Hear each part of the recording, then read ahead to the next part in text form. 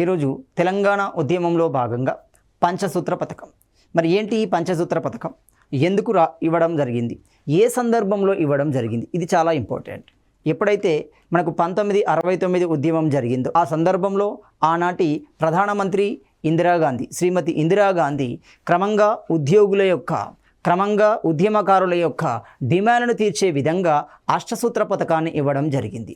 క్రమంగా ఈ ఉద్యమ ఛాయలు అనేవి తెలంగాణ ప్రాంతంలో సన్నగిల్లిపోయాయి. ఇలాంటి నేపథ్యంలోనే 1972 అక్టోబర్ 3న ఒక చారిత్రాత్మకమైన తీర్పు సుప్రీం నుండి వెలువడడం జరుగుతుంది. ఆ తీర్పు నేపథ్యంలో మనకి ఆంధ్ర ప్రాంతంలో జై ఆంధ్ర ఉద్యమం అనేది ప్రారంభించబడింది. ఇక్కడ మనకు 3 కారణాలు ఉన్నాయి. ఒకటో కారణం ఏంటి అంటే తెలంగాణ ప్రాంతానికి చెందిన కరీంనగర్, వంగారా ప్రాంతానికి సంబంధించిన పివి నరసింహారావు ముఖ్యమంత్రిగా నియమించబడడం. తద్వారా అతడు గరిష్ట పరిమితి చట్టాలని అమలు చేసే ప్రయత్నం చేశారు. వాటిని వ్యతిరేకిస్తూ, అతని నిర్ణయాలను వ్యతిరేకిస్తూ జై ఆంధ్ర ఉద్యమం అనేది ఆంధ్ర కేంద్రంగా ప్రారంభం అవుతుంది. సో ఆ ఉద్యమ సందర్భంలోనే మనకి ఈ పంచసూత్ర పథకాన్ని అప్పటి ప్రధానమంత్రి ఇందిరాగాంధీ ఇక్కడ విషయాన్ని గమనించారు. ఇందిరాగాంధీ సందర్భంలో అష్టసూత్ర పథకం మరియు పంచసూత్ర పథకం మరియు షట్ సూత్ర పథకాలు అనేవి ప్రకటించబడతాయి. అంటే ఇందిరాగాంధీని ఫోకస్ చేస్తూ కూడా క్వశ్చన్ అడిగే అవకాశం ఉంటుంది. మరి ఇలాంటి ఈ పంచసూత్ర పథకంలో ఉన్న అంశాలు ఏంటి ఆ విషయాన్ని గమనిస్తే, సో 1972 అక్టోబర్ 3న అంటున్నాం. చాలా ఇంపార్టెంట్. ఈ 1972 అక్టోబర్ 3 ఏంటి అంటే ఈరోజు సుప్రీంకోర్టు ముల్కీ నియమాలపై చారిత్రాత్మక తీర్పును వెలువరించడం జరిగింది. సుప్రీంకోర్టు అనేది దేశ న్యాయ వ్యవస్థలో అత్యున్నత న్యాయస్థానం కాబట్టి ఆనాటి ముఖ్యమంత్రి పివి నరసింహారావు సుప్రీంకోర్టు ఇచ్చిన జడ్జిమెంట్ అనేది అంతిమమైనది, శిరోధార్యమైనది అని ప్రకటించాడు. కాబట్టి దాన్ని మనం ఎవరు తప్పించలేం, ఖచ్చితంగా అమలు చేయవలసిందే. ఖచ్చితంగా అమలు చేయవలసిందే అని ఈ సందర్భం యొక్క ఈ తీర్పు యొక్క సారాంశం అవుతుంది. ఎప్పుడైతే ఈ ముల్కీ నియమాలు అమలు చేయాలి, ఈ ముల్కీ నియమాలకి రాజ్యాంగ హోదా ఉంది, ఈ ముల్కీ నియమాలు రాజ్యాంగబద్ధమే అనే ప్రకటన ఎప్పుడైతే వచ్చిందో ఆంధ్ర వ్యక్తులలో, ఆంధ్ర ఉద్యమకారుల్లో, ఆంధ్ర ప్రాంత వ్యక్తులలో ఒక భావన అనేది ప్రారంభమైంది. అదే జై ఆంధ్ర ఉద్యమానికి దారి తీయడం జరిగింది. అప్పటికే పివి నరసింహారావు యొక్క పాలన మీద, అప్పటికే పివి నరసింహారావు తీసుకున్న నిర్ణయాల మీద ఆంధ్ర రాజకీయ నాయకులలో, ఆంధ్ర ప్రజానికంలో కోపం అనేది ఉంది. దీన్ని సాకుగా తీసుకుంటూ వాళ్ళు జై ఆంధ్ర ఉద్యమాన్ని ప్రారంభించారు. మరి ఈ జై ఆంధ్ర ఉద్యమంలో భాగంగా మొదటి అంశం, వాళ్ళు మొదటి డిమాండ్ ఏంటి? ఎందుకంటే ప్రతి పథకం యొక్క ఉద్దేశంలో డిమాండ్లు అనేవి మెయిన్ ఇంపార్టెంట్ అవుతాయి. ఆ డిమాండ్లను చల్లార్చే విధంగా ఈ పథకాలు అనేవి ప్రకటించబడతాయి. ఉదాహరణకు గమనించండి, మనకు 1969 ఉద్యమంలో తెలంగాణ వాదులు, తెలంగాణ ఉద్యమకారులు ఏ డిమాండ్లను అయితే ప్రకటించారో ఆ డిమాండ్లలో ప్రధాన డిమాండ్ను ఆధారంగా చేసుకొని 8 అంశాలను అష్టసూత్ర పథకం రూపంలో చెప్పింది. సేమ్ ఇలాగే ఈ జై ఆంధ్ర ఉద్యమంలో ఉద్యమకారులు లేవతీసిన డిమాండ్లు ఏంటి? మొదటి డిమాండ్ అంటున్నాం ఏమని? ఎలాంటి నియమాలు లేకుండా, ఎలాంటి రక్షణలు లేకుండా తెలంగాణ ప్రాంతం ఆంధ్ర ప్రాంతంతో కలిసి ఉండాలి అంటారు. First point. అంటే క్లియర్గా ఎలాంటి రక్షణలు అంటే తెలంగాణ ప్రాంతీయ కమిటీ ఉండకూడదు, తెలంగాణకు సంబంధించిన ముల్కీ నియమాలు ఉండకూడదు. ఇలాంటి రక్షణలు ఉండకుండా తెలంగాణ ఆంధ్ర ప్రాంతంతో కలిసి ఉండాలి మొదటి డిమాండ్ అంటున్నాం. లేకపోతే, లేని పక్షంలో, అలా కుదరని పక్షంలో తెలంగాణ ప్రాంతాన్ని ఆంధ్ర ప్రాంతం నుండి వేరు చేయండి, అంటే సింపుల్గా ప్రత్యేక ఆంధ్ర రాష్ట్రాన్ని ఏర్పాటు చేయండి అని రెండో డిమాండ్ తెర మీదకి తీసుకొచ్చారు. అంటే ఇప్పుడు జై ఆంధ్ర ఉద్యమంలో భాగంగా ఉద్యమకారులు లేవనెత్తిన డిమాండ్లు 2 అవుతున్నాయి. ఒకటి, ఎలాంటి రక్షణలు లేకుండా తెలంగాణ ఆంధ్ర ప్రాంతాలు కలిసిమెలిసి ఉండాలి. అప్పుడేమవుతుంది? వాళ్ళకు అవకాశం దొరుకుతుంది, ఉద్యోగాలకు తీసుకోవాల్సిన అవకాశం దొరుకుతుంది. అప్పటికే బోగస్ సర్టిఫికెట్ల రూపంలో తెలంగాణ కేంద్రంగా స్థిరపడిన ఆంధ్ర ఉద్యోగులు స్థిరపడిపోతారు, శాశ్వతం అవుతారు. కాబట్టి మొదటి అంశం ఖచ్చితంగా అది ఒప్పుకోరనే విషయం వాళ్ళకు కూడా తెలుసు. కాబట్టి రెండో అంశాన్ని తెర మీదకి తీసుకొచ్చారు. ఏమని? ప్రత్యేక ఆంధ్ర రాష్ట్రాన్ని ఏర్పాటు చేయండి. ఒకవేళ మొదటి అంశం సాధ్యం కాని పక్షంలో ప్రత్యేక ఆంధ్ర రాష్ట్రాన్ని ఏర్పాటు చేయండి. ఈ 2 ప్రధాన డిమాండ్లతో జై ఆంధ్ర ఉద్యమాన్ని తీసుకురావడం జరిగింది. ఈ విషయాన్ని గమనిస్తుంది అప్పటి ప్రధానమంత్రి ఇందిరాగాంధీ. మరి ఈ ఉద్యమకారులు లేవనెత్తిన డిమాండ్లలో ఏది సరి అయినది? మరి ఈ డిమాండ్లను తీర్చే విధంగా మనం ఏ అంశాలను ప్రకటించాలి? ఆ ప్రకటించబడిన అంశాలే మనకు పంచసూత్ర పథకంగా పిలువబడడం జరుగుతుంది. పంచసూత్ర పథకాన్ని మనం చరిత్రలో ఏమంటున్నాము? 5 పాయింట్ ఫార్ములా అంటున్నాము. 5 పాయింట్ ఫార్ములా అంటున్నాం. చూడండి, 5 పాయింట్ ఫార్ములా లేదా పంచసూత్ర పథకం. దీన్ని మనము 5 సూత్రాల పథకము అంటున్నాం. అంటే ఇందులో ఏమున్నాయి? 5 కీలక అంశాలు ఉన్నాయి. అంటే ఉద్యమకారులు లేవనెత్తిన డిమాండ్లను తీర్చే విధంగా 5 అంశాలను అందులో పొందుపరచడం జరిగింది. అందుకే దీన్ని పంచసూత్ర పథకంగా పిలవడం జరిగింది.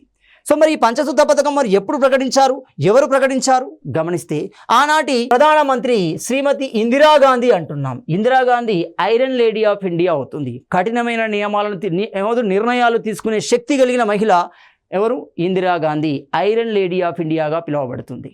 సో అలాంటి ప్రధానమంత్రి ఇందిరాగాంధీ 1972 నవంబర్ 27, ఇది చాలా చాలా ఇంపార్టెంట్, 1972 నవంబర్ 27న పంచసూత్ర పథకాన్ని ప్రకటించడం జరుగుతుంది.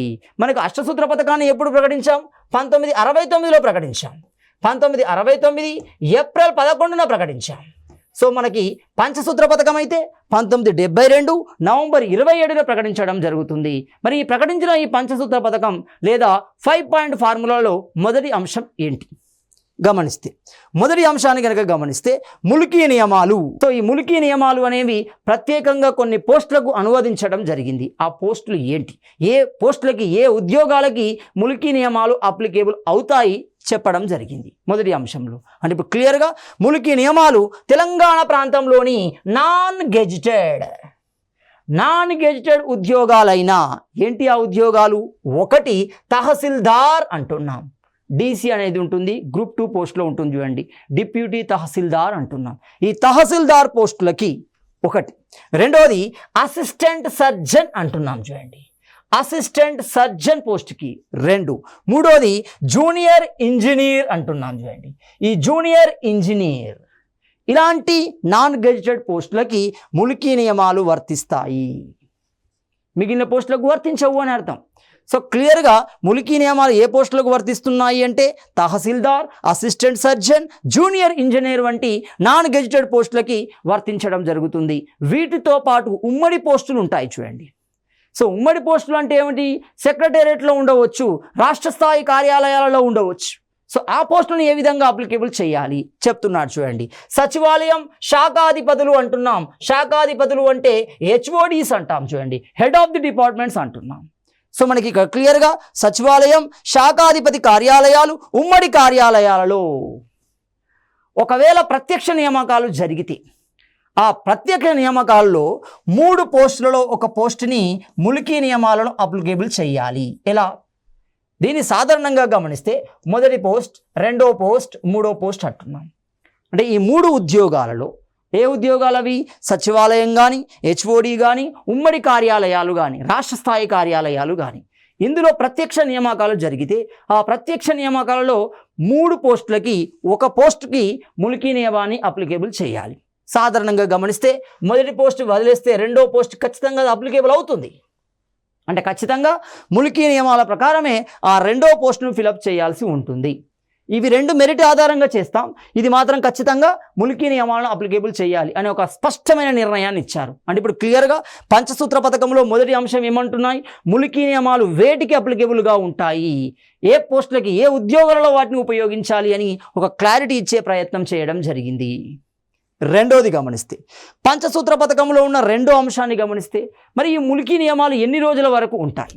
శాశ్వతంగా ఉంటాయా? ఉండవు. ఎందుకంటే కొంతకాలం తర్వాత తెలంగాణ ప్రాంతానికి ఉద్యోగాలు రావడం ద్వారా బ్యాలెన్స్ అనేది ఏర్పడుతుంది. ఆ బ్యాలెన్స్ తర్వాత వీటిని తొలగించే ప్రయత్నం చేస్తారు. కాబట్టి ఒక విషయాన్ని కంటిన్యూగా తీసుకోరు. కాబట్టి క్లియర్గా కాలాన్ని కూడా నిర్ణయించడం జరిగింది. అసలు ఈ ముల్కీ నియమాలు ఎంతకాలం అమల్లో ఉంటాయి అన్నాడు. అక్కడ 2 అంశాలను పరిగణలోకి తీసుకోవాలి. ఎందుకు? రాష్ట్రానికి రాజధాని అయిన హైదరాబాద్ ఎక్కడుంది? తెలంగాణ ప్రాంతంలో ఉంది. రాజధాని పైన 3 ప్రాంతాల వారికి హక్కు ఉంటుంది. అంటే అటు రాయలసీమ ప్రాంతానికి, ఇటు ఉమ్మడి కోస్తా ప్రాంతానికి, ఇటు తెలంగాణ ప్రాంతానికి ముగ్గురికి రాజధాని మీద హక్కు ఉంటుంది. కాబట్టి ముల్కీ నియమాల యొక్క డేట్ను నిర్ణయించే క్రమంలో 2 అంశాలను ప్రాధాన్యతగా తీసుకున్నారు. 1 రాజధాని అయిన హైదరాబాద్ ప్రాంతం, 2 రాజధాని లేని తెలంగాణ ప్రాంతం. కాబట్టి ఎంతవరకు ఉంటాయో క్లియర్గా ఇచ్చారు చూడండి. ఈ ముల్కీ నియమాలు అనేవి జంట నగరాలలో అంటున్నాము, అంటే రాజధాని నగరంలో అంటున్నాము. ఎప్పటి వరకు? 1977 వరకు ఉంటున్నాయి. అంటే ఇప్పుడు చూడండి, ప్రకటించింది ఎప్పుడు? 1972లో ప్రకటించారు. ఎప్పటి వరకు ఉంటున్నాయి అంటున్నాం? 77 వరకు ఉంటున్నాయి అంటున్నాం. అంటే ఎన్ని సంవత్సరాలు ఉన్నాయి? క్లియర్గా 5 సంవత్సరాల కాలం హైదరాబాద్ కేంద్రంగా ఈ ముల్కీ నియమాలు అనేవి అప్లికేబుల్లో ఉంటాయి. నాన్ గెజిటెడ్ ఉద్యోగాలు కానీ, సచివాలయ ఉద్యోగాలు కానీ, హెచ్ఓడి ఉద్యోగాలు కానీ ఈ ముల్కీ నియమాలు అనేవి హైదరాబాద్ రాజధానిలో 5 సంవత్సరాల కాలం అనగా 1977 వరకు అమల్లో ఉంటాయి. మరి హైదరాబాద్ కాకుండా, రాజధాని ప్రాంతం కాకుండా తెలంగాణ ప్రాంతం అంటున్నాం. మరి ఆ ప్రాంతాలలో ఎంతవరకు ఉంటాయి? 1980 వరకు ఉండడం జరుగుతుంది. 1980 అంటే చూడండి, మనకు 1972 నుండి 1980 అంటే ఎన్ని సంవత్సరాలు అవుతున్నాయి? 8 సంవత్సరాల కాలం అనేది అక్కడ అమల్లో ఉండడం జరుగుతుంది. అంటే నాన్ గెజిటెడ్ ఉద్యోగాలకి ఈ ముల్కీ నియమాలు అనేవి తెలంగాణ ప్రాంతం రాజధాని మినహా, ఇక్కడ క్లియర్గా గమనించాలి, రాజధాని మినహా 1980 వరకు ఇవి అమల్లో ఉండడం జరుగుతుంది. ఇలా ముల్కీ నియమాల యొక్క కాలాన్ని కూడా స్పష్టంగా ప్రకటించడం జరిగింది రెండో అంశంలో. అంటే ఇప్పుడు పంచసూత్ర పథకం యొక్క మొదటి అంశం ముల్కీ నియమాలు ఎలాంటి ఉద్యోగాలకు అప్లికేబుల్ అవుతాయి. రెండో అంశం ఈ ముల్కీ నియమాలు ఎంతకాలం వరకు అమల్లో ఉంటాయి, వాటి యొక్క కాలాన్ని నిర్ణయించే ప్రయత్నం చేశారు రెండో అంశంలో. నెక్స్ట్ ఈ పంచసూత్ర పథకంలో భాగంగా మూడో అంశాన్ని కనుక గమనిస్తే, మూడో అంశంలో ఏం చెప్పారు? క్లియర్గా ఉభయ ప్రాంతాలు అంటే తెలంగాణ కాని ప్రాంతం అయితే రాయలసీమ, కోస్తాంధ్ర అదొక ప్రాంతం, తెలంగాణ ప్రాంతం 2. సో ఇక్కడ ఉభయ ప్రాంతాలలో గెజిటెడ్ స్థాయి వరకు గల ఉద్యోగాలను లోకలైజ్ చేస్తారు. ఇది క్లియర్గా గమనించండి. లోకలైజ్డ్ చేస్తారు అంటే అర్థం ఏంటి? అక్కడ స్థానికత అప్లికేబుల్లో ఉంటుంది. సో ఈ స్థానికత అప్లికేబుల్లో ఉండడం జరుగుతుంది. ఈ స్థానికత ఆధారంగానే గెజిటెడ్ స్థాయి వరకు, అంటే గెజిటెడ్ ఉద్యోగాలు కాదు, మొదటి అంశంలో ఏం చెప్పారు క్లియర్గా, నాన్ గెజిటెడ్ ఉద్యోగాలు అవన్నీ వస్తాయి చూడండి. గెజిటెడ్ స్థాయి ఉద్యోగాల వరకు మనకేమవుతుంది? లోకలైజ్డ్ చేయడం జరుగుతుంది. తద్వారా ఆ ప్రాంతంలో ఉన్న స్థానికులే ఆ ఉద్యోగాలకు ఎలిజిబిలిటీ సాధించడం జరుగుతుంది. అంటే చూడండి, కాలక్రమంలో బాగా చూడండి, ఒక నిర్ణయం, ఆ నిర్ణయం యొక్క ఉద్దేశాలు గమనించండి. కాలక్రమంలో ముల్కీ నియమాలు, కాలక్రమంలో టీఆర్సీ అనేవి రూపుమాపే ప్రయత్నాలు చేస్తున్నారు. ఇద్దరి మధ్య సయోధ్యను పెంచే ప్రయత్నం చేయడం జరుగుతుంది. ఇది ఎవరికి ఫేవర్గా ఉంటుంది? ఆంధ్ర వారికే ఫేవర్గా ఉంటుంది. ఎందుకు ఫేవర్గా ఉంటుంది? అసలు ఆంధ్రప్రదేశ్ ఏర్పడడంలో దురుద్దేశం అక్కడ క్లియర్గా ఉంది చూడండి. ఎప్పుడైతే మద్రాసు ప్రాంతంలో ఆంధ్ర వారు కలిసి ఉన్నారో ఆ రాజకీయం ఏమవుతుంది? అక్కడ ఉన్న తమిళనాడు రాజకీయాన్ని తట్టుకోలేకపోయారు. అది విద్యాపరంగా, ఉద్యోగపరంగా, రాజకీయ పరంగా గమనిస్తే వారి యొక్క అణచివేతల నుండి బయటికి వచ్చే ప్రయత్నం చేశారు. కర్నూలు రాజధానిగా ఆంధ్ర రాష్ట్రాన్ని ఏర్పాటు చేసుకున్నారు. కానీ రాజధాని పరిస్థితిలో లేదు. ఒక రాజధాని నిర్మించాలంటే అంత ఈజీ కాదు. అప్పటికే నిజాం కాలంలో హైదరాబాద్ ఒక విశ్వనగరంగా మార్పు చెందింది. అనేక సదుపాయాలను కలిగిన ఒక రాజధానిగా ఉండే అర్హతను కలిగి ఉంది. ఈ విషయాన్ని గమనించారు. అంటే రాజధాని లేని సమస్యను తీర్చుకునే ప్రయత్నం చేశారు. రెండవది, ఒక రాష్ట్ర అభివృద్ధిలో, ఒక ప్రాంతం అభివృద్ధిలో మౌలిక వనరులు అనేవి కీలక పాత్ర పోషిస్తాయి. పరిశ్రమ అభివృద్ధిలో బొగ్గు అనేది కీలక పాత్ర పోషిస్తుంది. మరి అలాంటి బొగ్గు అనేది సింగరేణి రూపంలో నిజాం కాలంలోనే కనుగొనబడింది. పుష్కలమైన బొగ్గు వనరులను ఉపయోగిస్తూ పారిశ్రామిక అభివృద్ధి సాధించవచ్చు. సో మొత్తంగా ఆనాటి ఆంధ్ర రాష్ట్రం యొక్క సమస్యలను తీర్చుకునే నేపథ్యంలోనే మనకు విశాలాంధ్ర ఉద్యమాన్ని తెర మీదికి తీసుకొచ్చారు. ఆ విశాలాంధ్ర ఉద్యమ రూపంలోనే ఆంధ్రప్రదేశ్ ఏర్పాటుకు దారి తీయడం జరిగింది. సో ఇక్కడ క్లియర్గా గమనించండి. ఇక్కడ ఏమంటున్నాను? ఉభయ ప్రాంతాలలో గెజిటెడ్ స్థాయి వరకు ఉద్యోగాలు లోకలైజ్ చేస్తారు. దీనివల్ల ఆంధ్ర వారికి ఎక్కువగా ఫేవర్గా కనబడుతుంది. సో స్థానికతను ఆధారంగా చేసుకొని ఆ ప్రాంత ఉద్యోగాలు ఆ ప్రాంత వాసులకే అందించడం అనేది మూడో అంశంలో పేర్కొనబడడం జరిగింది.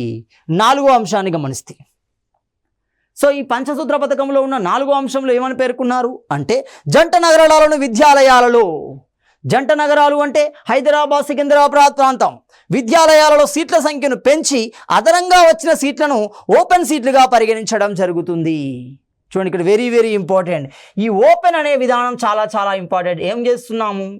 ఇద్దరి మధ్య వైరుధ్యాలని, ఇద్దరి మధ్య భేదాభిప్రాయాలని, ఇద్దరి మధ్య అసమానతను తగ్గించే ప్రయత్నం చేయడం జరుగుతుంది. సోదర భావాన్ని పెంచే ప్రయత్నం చేయడం జరుగుతుంది. కలివిడిని పెంచే ప్రయత్నం చేశారు చూడండి. సో ఈ నాలుగో అంశాన్ని గమనిస్తే ఏమన్నాడు? అప్పటి వరకే విద్యాలయాలు ఉన్నాయి. ఇప్పుడు క్లియర్గా గమనించండి. అప్పటి వరకే విద్యాలయాలలో సపోజ్గా 100 పోస్టులు కనుక, 100 సీట్లు కనుక ఉంటే ఇప్పుడు ఏం చేస్తారు? ఆ 100కు పెంచుతారు. ఇప్పుడు 100కి ఎంత పెంచారు? సపోజ్గా ఒక 10 సీట్లు పెంచారు, 10 సీట్లు పెంచారు అనుకోండి. క్లియర్. ఈ నియమం ప్రకారం ఈ పంచసూత్ర పథకంలోని 4వ నియమం ప్రకారం ఈ 10 సీట్లు మాత్రమే ఎవరికి ఇద్దరికి ఎలిజిబిలిటీ ఉంటుంది. అటు ఆంధ్ర ప్రాంతానికి ఇటు తెలంగాణ ప్రాంతానికి సంబంధించిన విద్యార్థులకి ఎలిజిబిలిటీ అనేది ఉండడం జరుగుతుంది. మొత్తంలో ఉండవు. ఇక్కడ క్లియర్గా చెప్పారు చూడండి. జంట నగరాల్లోని విద్యాలయాలలో సీట్ల సంఖ్యను పెంచి అదనంగా వచ్చిన సీట్లను, సో ఈ అదనంగా వచ్చిన సీట్లు అంటే ఈ 10 లాంటివి చూడండి. 10 అంటే 10 కాదు, అప్పటి వరకు ఉన్న సీట్ల కంటే పెంచబడినవి ఎన్నని కానీ, 1 కానీ 2 కానీ ఎన్నన్నా కానీ ఆ పెంచబడిన సీట్లలో ఇద్దరికి సమాన అవకాశాన్ని కల్పించే ప్రయత్నం చేస్తున్నారు. అంటే ఇప్పుడు ఇద్దరి మధ్య సయోధ్యను పెంచే, ఇద్దరి మధ్య వైషమ్యాలను తగ్గించే ప్రయత్నం చేయడం జరుగుతుంది. సో ఇలా మనకు 4వ అంశంలో పంచసూత్ర పథకంలోని 4వ అంశంలో ఒక క్లారిటీ ఇచ్చే ప్రయత్నం చేశారు. 4వ అంశం. అదేవిధంగా పంచసూత్ర పథకంలో ఉన్న 5వ అంశాన్ని కనుక గమనిస్తే ఇది చివరి అంశం. మరి 5వ అంశంలో ఏమన్నారు అంటే జంట నగరాలలో 2 ప్రాంతాలకు సంబంధించిన పోలీస్ బలగాలు ఉంటాయి అంటాడు. మరి అంత ఈజీనా పోలీస్ బలగాలు అక్కడ ఉండడానికి కారణం అంటే మరి దానికి ఒక నియమాన్ని, ఒక నిబంధనను రూపొందించారు. సో క్లారిటీ ఇస్తాడు చూడండి, ఎంత క్లియర్గా ఇస్తాడు చూడండి. జంట నగరాలలో 2 ప్రాంతాలకు సంబంధించిన పోలీస్ బలగాలు ఉంటాయి అంటే దీని అర్థం ఉమ్మడి పోలీస్ బలగాలు అనేవి ఉంటాయి. ఎందుకు చూడండి, ఇక్కడ 4వ అంశంలో ఏమని చెప్పాడు, విద్యాలయాలలో పెంచబడిన సీట్లు, అదనంగా పెంచబడిన సీట్లలో 2 అర్హులే అంటున్నాం. మరి వారి యొక్క రక్షణ ఉండాలి. రాజధాని అనేది అన్ని ప్రాంతాలకు సంబంధించింది. ఒక రాష్ట్ర ప్రజలందరికీ రాజధాని మీద సర్వ హక్కులు ఉంటాయి. సో అలాంటి నేపథ్యంలోనే ఈ 5వ అంశాన్ని క్లారిటీ ఇచ్చారు. ఏమని, ఉభయ లేదా ఉమ్మడి పోలీస్ బలగాలు అనేవి ఉంటాయి. మరి ఏ విధంగా ఉండాలి, ఏ రేషియోలో తీసుకోవాలి, దానికి సంబంధించిన ఒక శాసనాన్ని రూపొందించాలి అని ఇక్కడే పేర్కొన్నారు. ఏమంటున్నారు, దీనికి సంబంధించిన వివరాలు రూపొందించగానే అవసరమైన శాసనం అనేది తయారు చేయబడడం జరుగుతుంది. మరి ఈ శాసనం ఏ విధంగా రూపొందిస్తారు, మీరు ఇక్కడ పెద్ద మనుషుల ఒప్పందాన్ని క్లారిటీ గమనించండి, మీకు అర్థమవుతుంది. ఎప్పుడైతే మనకు 1956లో, సో 1956లో ఆంధ్రప్రదేశ్ ఏర్పాటు చేయబడిందో ఆ సందర్భంలో ఒక విషయం చెప్పబడుతుంది. ఏమని, ఆంధ్రప్రదేశ్ ఏర్పాటు చేయబడిన తర్వాత అప్పటికే ఆంధ్ర ప్రాంతంలో ఉద్యోగులు ఉన్నారు, అప్పటికే తెలంగాణ ప్రాంతంలో ఉద్యోగులు ఉన్నారు. ఇద్దరు కలవడం వల్ల ఉద్యోగుల సంఖ్య పెరుగుతుంది. సో అంత ఉద్యోగులు అవసరం లేదు. మరి వాళ్ళని ఏ విధంగా తొలగించాలి, ఆ విషయం ఇక్కడ క్లారిటీ వస్తుంది చూడండి.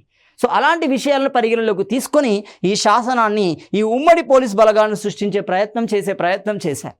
సో ఇక్కడ క్లియర్గా గమనించండి. ఏంటం దాన్ని, ఆ పద్ధతిని మనం ఏమంటున్నాము, దమాషా పద్ధతి అంటున్నాం చూడండి.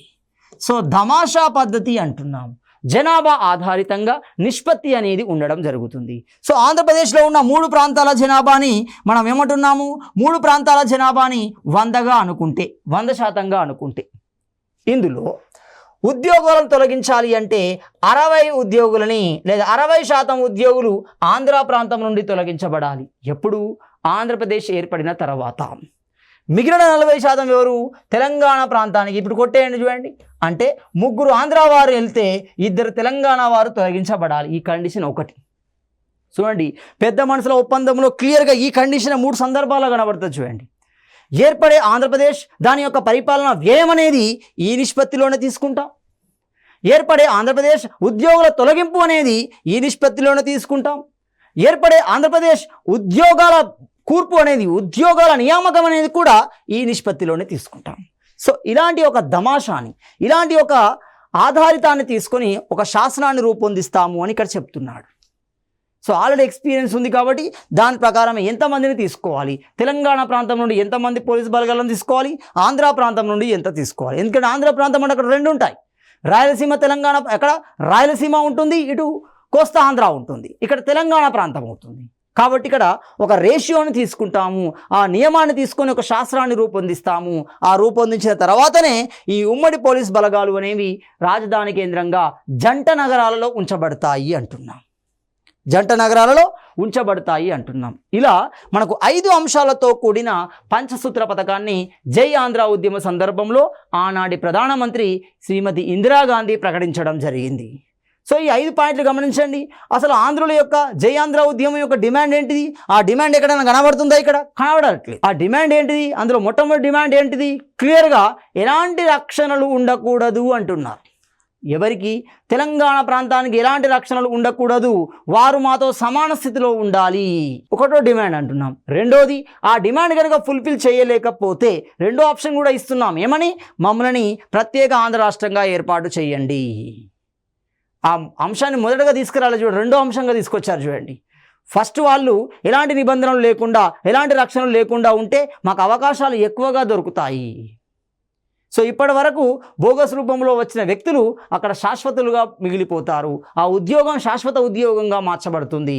ఆ కోణంలో ఫస్ట్ కోణాన్ని తీసుకొచ్చారు, రెండో కోణం తీసుకొచ్చారు. మరి ఆ రెండు కోణాలకు సంబంధించిన అంశం ఎక్కడైనా ఉందా ఈ పంచసూత్ర పథకంలో? లేదు. కాబట్టి జై ఆంధ్ర ఉద్యమ నాయకులు ఈ సూత్రాన్ని, ఈ పంచసూత్ర పథకాన్ని తిరస్కరించడం జరిగింది. సో తిరస్కరించి ఉద్యమాన్ని మరింత ఉధృతం చేశారు. విద్యార్థి సంఘాలతో రాజకీయ నాయకుల మీద ఒత్తిడి తెచ్చే ప్రయత్నం చేయడం జరిగింది. అప్పటికి రాజకీయ నాయకులకు దొరికింది అవకాశం. ఎవరికి? పివి నరసింహారావుని తొలగించే అవకాశం వీళ్ళకు ఒక అస్త్రం దొరికింది జై ఆంధ్ర ఉద్యమ రూపంలో. క్రమంగా రాజకీయ నాయకులు విద్యార్థులను రెచ్చగొట్టారు, ఒక బలమైన ఉద్యమాన్ని నిర్మించే ప్రయత్నం చేయడం జరిగింది. సో విద్యార్థులు సమూహాలుగా ఏర్పడి ర్యాలీలు నిర్వహిస్తున్నారు, ప్రభుత్వంపై ఒత్తిడి పెంచడం జరుగుతుంది. ఇలాంటి రక్షణలు లేని తెలంగాణ ప్రాంతం మాకు కావాలి, మేమిద్దరం కలిసి సోదరులుగా ఉండాలి, లేదు మా ప్రత్యేక రాష్ట్రాన్ని మాకు ఇవ్వండి, మా సమస్యలకు పరిష్కారం అప్పుడే దొరుకుతుంది అనే రెండు ప్రధాన డిమాండ్లుగా విద్యార్థి సంఘాలు అనేక ర్యాలీలు నిర్వహించాయి.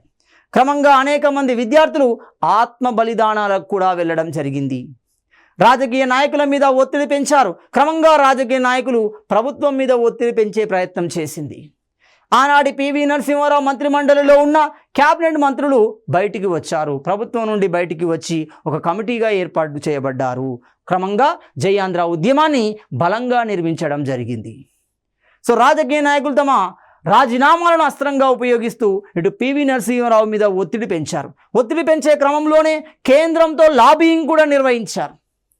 అక్కడ ఏమైంది చూడండి, 1969 ఉద్యమంలో జరిగింది, ఇక్కడ రిపీట్ అయింది చూడండి. సో 1969 ఉద్యమంలో రిపీట్ అయిందే విషయం ఏంటి అక్కడ అంటే, మర్రి చెన్నారెడ్డి తన సమస్యను తీర్చుకోవడం కోసం కాసు బ్రహ్మానందరెడ్డి నాకు ఎలాంటి సహాయం చేయలేదు. ఒక ముఖ్యమంత్రి స్థాయిలో ఉన్న కాసు బ్రహ్మానందరెడ్డి ఆ వందే మాతరం రామచంద్రారావుతో మాట్లాడితే నాకు ఎలాంటి ఆపద ఉండేది కాదు, నాకు ఈ 6 సంవత్సరాల రాజకీయ జీవితం పోయేది కాదు. కాబట్టి ఆప్షన్ కోసం వెతికాడు, ఉద్యమాన్ని తనకు అనుగుణంగా మార్చుకున్నాడు, ఒక బలమైన ఉద్యమాన్ని నిర్మించడం జరిగింది. ఇక్కడ రెండు కోణాలు ఉన్నాయి చూసుకోండి. సో 1969 ఉద్యమంలో తెలంగాణ సబ్బండ జాతులందరినీ ఏకం చేయడంలో క్రియాశీలక పాత్ర పోషించాడు. అందులో ఆయన దురుద్దేశం ఉన్నప్పటికీ బయటికి మాత్రం ఒకటి కనబడుతుంది, ఒక కమ్యూనిటీ, ఒక సమైక్యత అనేది, ఒక ఐక్యత అనేది క్లియర్గా కనబడింది. తెలంగాణ వాదులు ఒక అంశం మీద, ఒక డిమాండ్ మీద బలమైన ఉద్యమాన్ని నిర్మించగలిగారు. క్రమంగా తన అవకాశం దొరికించుకొని అతడు ఏం చేశాడు, కాసు బ్రహ్మానందరెడ్డిని ముఖ్యమంత్రి స్థానం నుండి తొలగించాడు. సో సేమ్ పరిస్థితి ఇక్కడ రిపీట్ అయింది చూడండి. ఆంధ్ర నాయకులు ఏం చేశారు, బలమైన రాజకీయ నాయకులు, బలమైన పారిశ్రామికవేత్తలు కేంద్రంతో లాబియింగ్ చేయడం జరిగింది. పివి నరసింహారావు గారిని తొలగించండి, ఈ సమస్యకున్న ఏకైక పరిష్కారం అదే. పివి నరసింహారావును తొలగిస్తే, ఆంధ్ర ప్రాంతానికి చెందిన వ్యక్తిని ముఖ్యమంత్రి చేస్తే మేము ఈ ఉద్యమాన్ని కట్టడి చేయగలుగుతాము, ఈ ఉద్యమాన్ని చేస్తాము అని కేంద్రంతో లాబియింగ్ కూడా నిర్వహించారు. అంటే ఇప్పుడు క్లియర్గా 1969 ఉద్యమం వల్ల ఎవరు కాసు బ్రహ్మానందరెడ్డి ముఖ్యమంత్రి పదవిని కోల్పోతే, జై ఆంధ్ర ఉద్యమం వల్ల పివి నరసింహారావు ఉద్యమం ఏమవుతుంది, ఉద్యోగాన్ని అనగా ముఖ్యమంత్రి పదవిని కోల్పోవాల్సి వచ్చింది. సో ఎందుకు ఇంత కక్ష కట్టారు పివి నరసింహారావు మీద అంటే, ఆయన పరిమితి చట్టాలని, భూపరిమితి చట్టాలను తీసుకురావడం జరిగింది. గరిష్ట భూపరిమితి చట్టాలను తీసుకురావడం ద్వారా ఆంధ్ర ప్రాంతానికి చెందిన భూస్వాములను కట్టడి చేసే ప్రయత్నం చేశాడు. ముఖ్యంగా హైదరాబాద్ రాజధాని కేంద్రంగా స్థిరపడిన ఆంధ్ర భూస్వాములను కట్టడి చేసే ప్రయత్నం చేశాడు. ఆ భాగంగానే పట్టణ భూ గరిష్ట పరిమితి చట్టాన్ని తీసుకురావడం జరిగింది. సో ఇలాంటి చట్టాలను వ్యతిరేకిస్తూ కేంద్రంతో లాబియింగ్ జరిపి పివి నరసింహారావును ఎలాగైనా తొలగించాలని ఒక నిర్ణయానికి వచ్చారు. ఆ నిర్ణయంలో భాగంగా జై ఆంధ్ర ఉద్యమం అనేది తెర మీదికి రావడం జరిగింది. ఈ ఉద్యమాన్ని తమకు అనుగుణంగా మలుచుకున్నారు. ఉద్యమాన్ని తమకు అనుగుణంగా మర్చుకొని క్రమంగా పివి నరసింహారావు మీద ఒత్తిడి తెచ్చే ప్రయత్నం చేశారు. క్రమంగా తమ పదవులకు రాజీనామా చేసి ప్రభుత్వం నుండి బయటికి వచ్చే ప్రయత్నం చేశాడు. బయటకు వచ్చే ప్రయత్నం చేసి ఒక బలమైన ఉద్యమం నిర్మిస్తాడు. అలాంటి క్రమంలోనే మనకి పంచసూత్ర పథకం అనేది వచ్చింది. కానీ పంచసూత్ర పథకంలో ఆ రెండు డిమాండ్లు లేకపోవడంతో మొత్తం ఉద్యమకారులు పంచసూత్ర పథకాన్ని తిరస్కరించడం జరిగింది. సో ఇక్కడ క్లియర్గా గమనిస్తే మరి ఈ పంచసూత్ర పథకాన్ని ఇంప్లిమెంట్ చేసే క్రమంలో ప్రభుత్వం ఎలాంటి చర్యలకు వెళ్ళింది? ఒకటే ఒక చర్య గమనిస్తే అది పంచసూత్ర పథకం ప్రకారం 1972 డిసెంబర్లో కేంద్ర ప్రభుత్వం కొత్త ముల్కీ చట్టాన్ని ఆమోదించడం జరిగింది. ఎందుకు? అందులో మొదటి 2 అంశాలు గమనించండి. సో ఆ 2 అంశాలు ఏమని చెప్పాయి? ఆ ముల్కీ నియమాలు ఏ పోస్టులకు అప్లికేబుల్ అవుతాయి అని చెప్పింది. రెండో నియమం ఏమని చెప్తుంది? ముల్కీ నియమాలు ఎంతకాలం అమల్లో ఉంటాయి అని చెప్పింది. సో ఇలాంటి అంశాలను క్రోడీకరిస్తూ ఒక కొత్త ముల్కీ చట్టాన్ని తీసుకురావడం జరిగింది.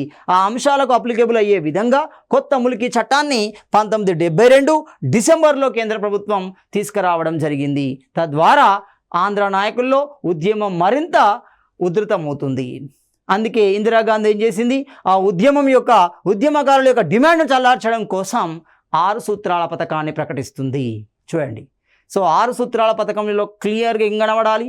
ఈ జై ఆంధ్ర ఉద్యమకారులు లేవనెత్తిన డిమాండ్లు అక్కడ కనబడతాయి. చూడండి. సో 6 సూత్రాలలో ఉన్న 5వ సూత్రం, 6 సూత్రాల్లో ఉన్న 6వ సూత్రాన్ని గమనించండి. అవే క్లియర్గా 6 సూత్రాల్లో ఉన్న 6వ సూత్రం ఏమని చెప్తుంది? ఈ రక్షణలు అయిన తెలంగాణ ప్రాంతీయ కమిటీ, తెలంగాణకు చెందిన ముల్కీ నియమాలు రద్దు చేయబడ్డాయి. చూడండి. అంటే ఎంత బలంగా నిర్మించుకున్నారు జై ఆంధ్ర ఉద్యమాన్ని. ఆ ఉద్యమకారుల యొక్క డిమాండ్ అనేది 6 సూత్రాల పథకం రూపంలో రావడం జరుగుతుంది. దానికి తీర్చే ప్రయత్నం చేయడం జరుగుతుంది. ఇది మనం గమనించాలి. సో మరి ఇలాంటి ఈ పంచసూత్ర పథకం మీద ఎలాంటి ప్రశ్న వచ్చే అవకాశం ఉంటుంది? ఎగ్జామినర్ ప్రశ్నలు ఏ విధంగా రూపొందించే అవకాశం ఉంటుంది? మ్యాక్సిమం ప్రశ్నలు అన్నీ అప్లికేబుల్ రూపంలోనే, అప్లికేషన్ రూపంలోనే వచ్చే అవకాశం ఉంటుంది. అంటే సివిల్ సర్వీస్ స్టాండర్డ్లో కానీ అప్లికేషన్ రూపంలో వస్తున్నాయి. ఎలా రావచ్చు గమనిస్తే, మొదటి ప్రశ్న కనుక గమనిస్తే, పంచసూత్ర పథకంలోని అంశం కానిది, పంచసూత్ర పథకంలోని అంశం కానిది అనవచ్చు. అంశం కానిది అడగవచ్చు. ఈ క్వశ్చన్ అడిగి కింద 4 ఆప్షన్స్ ఇస్తారు. చూడండి. ఏమని?